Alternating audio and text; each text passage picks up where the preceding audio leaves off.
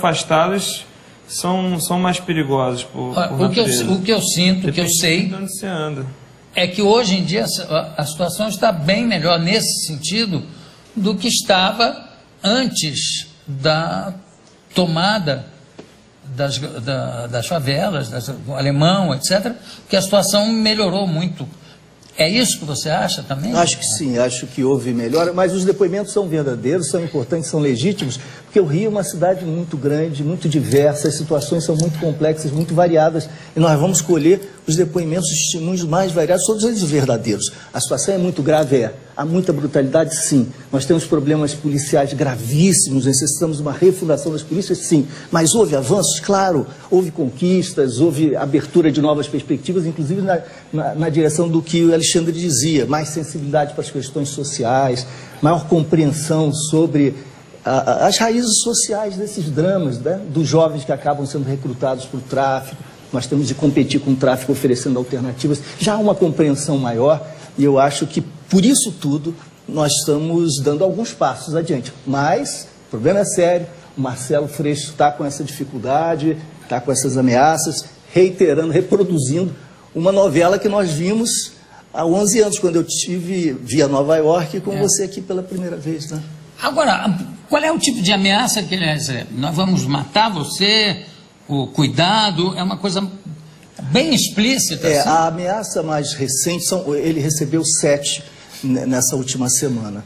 A mais recente, que foi hoje apresentada no Globo, com uma descrição bastante detalhada, diz o seguinte: numa certa padaria, na área do Rio de Janeiro, numa das áreas sob controle das milícias, para quem não sabe, são máfias policiais que tomam de assalto uma determinada região e impõem a exação fiscal paralela, não é, sobre todas as atividades econômicas, uma espécie de máfia hipertrofiada, uma máfia potencializada, porque a máfia operava mais na bebida, ou no jogo, ou numa área determinada. Eles conquistam território, então impõem impostos, impõem taxas a todas as atividades econômicas imagináveis, fazem até migração, vendem terrenos públicos, etc. Lá eles teriam se encontrado, nessa tal padaria, 30, 40 milicianos, discutindo a morte, o assassinato de Marcelo Freixo por R$400 mil. Havia lideranças milicianas, porque o Marcelo foi o presidente da CPI no Rio de Janeiro, na Assembleia Legislativa das Milícias. Ele indiciou mais de 200 milicianos, muitos deles, inclusive deputados, foram presos. Esse é um sinal positivo, né, de avanço. O fato de nós estarmos falando disso tudo também é uma manifestação de que a sociedade não suporta, não aceita mais esse tipo de constrangimento, de chantagem. E muitos ouviram e houve uma confluência de informações para o Disque Denúncia e para a própria Secretaria de Segurança a respeito dessas ameaças, mostrando que elas eram consistentes, e tanto que as autoridades responsáveis estão multiplicando o apoio à segurança. Marcelo anda sempre apoiado. Mas, como dizia o Alexandre, o problema não é do Rio de Janeiro. Eu tenho 2 queridos amigos, Rodney Miranda e o Carlos, Dr. Carlos Eduardo Ribeiro Lemos, juiz criminal no Espírito Santo. Rodney hoje é deputado, foi secretário de Segurança. Nós escrevemos juntos um livro chamado Espírito Santo, sobre o crime organizado no Espírito Santo. E contamos a história do assassinato do juiz Alexandre. O juiz Alexandre foi morto em 2003, em março de 2003, 32, 33 anos, um rapaz jovem, muito capaz, muito competente, dedicado, corajoso, e foi assassinado, segundo todas as denúncias, por um complô composto por um juiz, um juiz e alguns outros representantes do judiciário, um coronel, policiais civis, policiais militares, políticos e grupos das elites locais.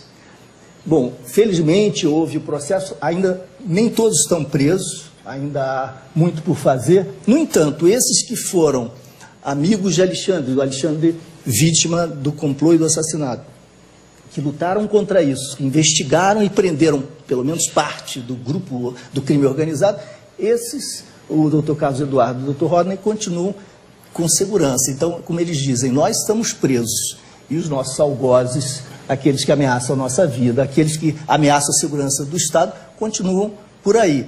protelando, prorrogando sempre as decisões finais. Até porque há ameaças a jurados, vocês podem imaginar, não é? Pois é, aí o que me impressiona muito é o lado da impunidade, que acontece muito. Muito, Jô. Você sabe que no Brasil só 8% dos homicídios dolosos, que são os crimes mais graves, os assassinatos, né? 8% apenas são investigados com êxito. Isso significa que nem chegam à justiça 92% dos assassinatos. Quantos assassinatos por ano no Brasil? Cerca de 50 mil. Nós somos o segundo país do mundo em números absolutos, só ultrapassados pela Rússia. Em números absolutos, não em números relativos. Cerca de 50 mil. 50.252 são os números oficiais de 2009. Bom, é mais do que aconteceu na Líbia agora. Pois é. E 92% sequer são investigados. A Polícia Civil não dá conta de investigá-los, a Justiça sequer pode agir, o Ministério Público sequer pode agir. Então é um quadro de impunidade nessa área muito grave, relativo aos crimes mais graves. Eu trato no livro de vários aspectos. Um dos aspectos que são objeto da reflexão no livro é justamente esse. Nós estamos prendendo muito e prendendo mal. De 1996 até hoje, nós passamos de 160